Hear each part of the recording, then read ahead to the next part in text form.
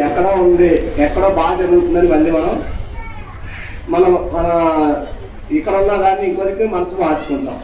దానివల్ల ఏమవుతుంది? మనసు మార్చుకోవడం వల్ల నీ స్థిరమైన ఈ రథాన్ని స్థిరపరచుకోలేకపోతున్నాం. ఇప్పుడు రథం చూడండి, ఎంతో అందంగా అలంకారం చేసాం. మనం కూడా ఈ రథానికి శ్రీమూర్తులు ఎంతో అందంగా అలంకారం చేసుకున్నాం. రథాలంకారం ఇదంతా, ఈ అలంకారం అంతా వెంకటేశ్వర స్వామి చూడండి అలంకారం చేస్తాం, రాముడు చూడండి అలంకారం చేస్తాం. మనం కూడా ఈ వస్తువులన్నీ వేసుకుని అలంకారం చేసుకుంటున్నాం. ఎవరికి చేసాం ఈ అలంకారం అంతాను? నేను వేసుకుంటున్నాను అనుకుంటున్నాం కాబట్టి సమస్యల్లో ఉన్నాం. ఈ అర్థంలో చూసుకుంటూ అమ్మవారికి చేస్తున్నాను నేను అలంకారం అనుకున్నాను, ఏ సమస్య లేదు. అందుకే కర్మణ్యే వాధికారస్తే వా ఫలేషు కదాచన మా కర్మ ఫలహేతుర్భు మాటే సంగోస్త కర్మని. నీ కర్మలన్నీ నాకు అర్పిస్తే నీ బాధలు కాదు, నీకు ఏమీ రానియకుండా నీ కూడా ఉంటానని చెప్తాడు శ్రీకృష్ణ పరమాత్మ.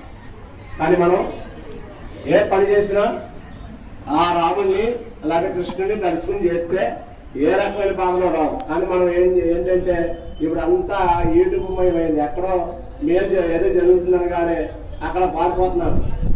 మళ్ళీ అక్కడ పోయిన తర్వాత మళ్ళీ ఇక్కడికి వచ్చి మన ఊళ్ళో ఉన్న రాముడిని, మన ఊళ్ళో ఉన్న దేవుడిని వదిలేసి ఎక్కడ పరిగెట్టిన కానీ మళ్ళీ మామూలు బాధలే కాదంటారా? అయితే శాస్త్రం ఏం చెప్తుంది? స్థిరంగానే ఉండి నీవు ఎక్కడైతే ఉన్నావో అక్కడే ఉండి నువ్వు ఆ భగవంతుణ్ణి నీ మనసులో నివాసం పెంచుకొని ప్రతిరోజు నామస్మరణ చేసుకుంటూ, అందుకే ఎక్కడ పరిగెట్టాలి మనం?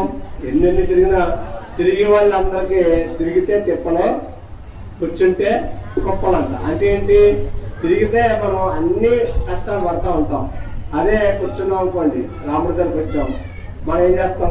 తొందరగా వచ్చి దర్శనం చేసుకుని పూజ చేసుకుని గంట కొడేసి వెళ్ళిపోతాం. కొంతమంది ఏం చేస్తారంటే కూర్చోవాలేమనుకుని ఇలా కూర్చుని వెళ్ళిపోతాం. కానీ అది కాదు. ఇక్కడికి వస్తే కూర్చోవాలని ఎందుకు చెప్పారంటే కనీసం 5 నిమిషాలన్నా ఆ మనసుని రాముడి మీద దృష్టి పెట్టమని రమ్మన్నాం.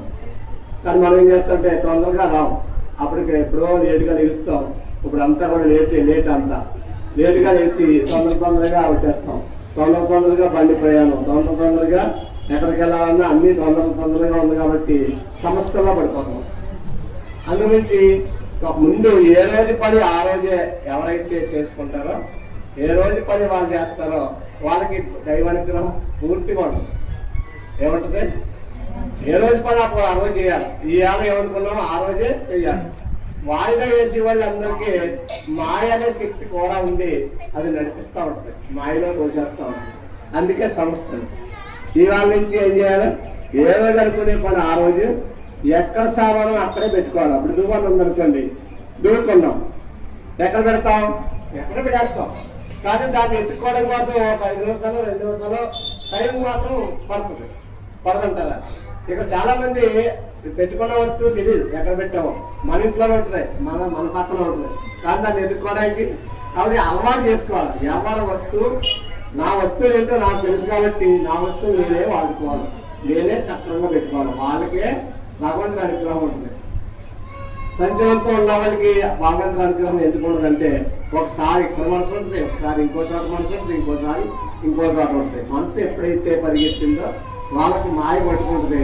అది అందంగా ఉన్న స్వరూపాన్ని ఏదో అందంగా ఉందని తీసుకెళ్ళి అందులో పడేస్తుంది. అక్కడ తీరా చూస్తే అందరినీ బయటికి రావాలంటే ఇప్పుడు మంది తాగి వాళ్ళు అనుకోండి, ఏముండదు. అలవాటు చేసి కూడా ఏమంటాడంటే సరదాగా తాగి ఏం లేదంటాడు. ఇలా తాగలోడు కూడా ఏ డ్రింక్లో కలిపి అలవాటు చేస్తాడు. అలవాటు అయిన తర్వాత మానేద్దామన్నా సరే, మానేద్దామని వెళ్తా మానేసాడు అనుకోండి, అదే ఈ వేళ పార్టీ ఉందని తీసుకెళ్తాను. మొత్తంగా అలవాటు మాత్రం వచ్చేసింది. ఎప్పుడైతే చెడు పట్టుకున్నామో ఈ మనసు ఆ చెడు మార్గంలోకే తీసుకోవడానికి ప్రయత్నం చేస్తాం. అందుకు రాముడు చంద్రమూర్తి ఏమన్నాడంటే ఒక్కసారి నా ఏపు అడిగేస్తే, ఒక్కసారి నా ఏపు అడిగేస్తే 100 సార్లు నిన్ను మళ్ళీ నా ఏపు తిప్పుకుంటాను అన్నాడు. అంటే అర్థమవుతుంది అన్నాను. జై శ్రీరామ్. ఒక్కసారి నన్ను చూస్తే నేను 100 సార్లు నిన్ను చూస్తాను అన్నాడు. ఇది మాత్రం గుర్తుపెట్టుకోండి. ఇంతవరకు చెప్పి నువ్వు గుర్తుపెట్టుకోకపోయినా ఒక్కసారి రాముడిని ప్రతిరోజు మన ఎక్కడికన్నా ప్రయాణానికి వెళ్తున్నాం అనుకోండి, గుడి దగ్గర రండి, ఒకసారి రాముడిని దండం పెట్టుకోండి.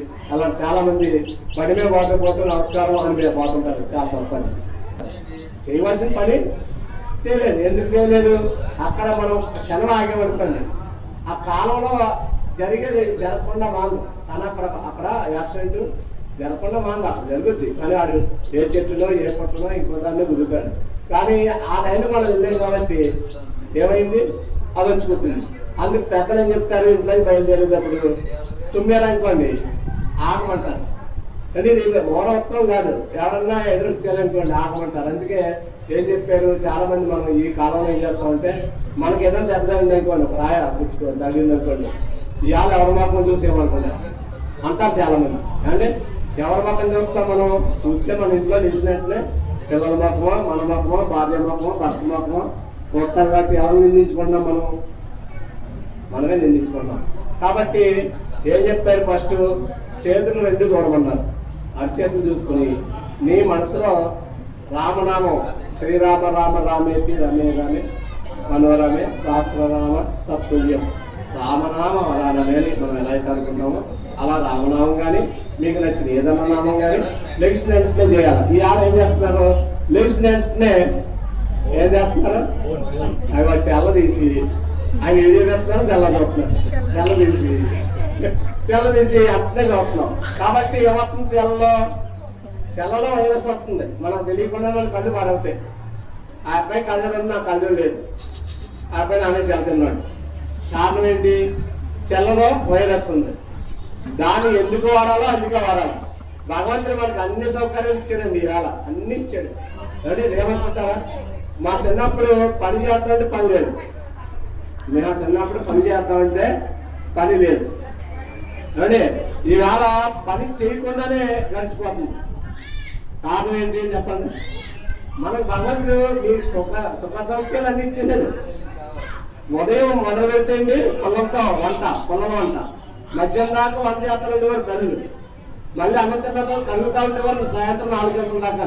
మళ్ళీ 4 గంటల వంట మొదలు పెడితే రాత్రి 12 గంటల దాకా పొయ్యి మీద పాలు పెట్టేదాకా 11 గంటల పని ఉండేది ఆ తల్లులకి అందరికీ. ఈ కాలం తల్లులు అందరికీ 10 నిమిషాల్లో వంట అయిపోతుంది. కానీ తర్వాత టైం అంతా ఏం చేస్తున్నాం, ఎంత సౌకర్యం ఇచ్చేయకుండా ఈ టీవీలు అంతా పడి, టీవీ సెల్ అట్లా పడి జీవితాలు నాశనం చేసుకుంటున్నారు ఇవాళ. కాబట్టి ఇటువంటి కార్యక్రమాలు మనకి ఈ ఊర్లో చాలా అదృష్టం చెప్పాలంటే. ఇంకా ఇలాంటి కార్యక్రమాలను చేయడానికి ముందుకొచ్చిన ఈ సుందర సీతారామ కమిటీ వారికి చాలా ధన్యవాదాలు నిజంగా. జై శ్రీరామ్, జై శ్రీరామ్, జై శ్రీరామ్, జై శ్రీరామ్.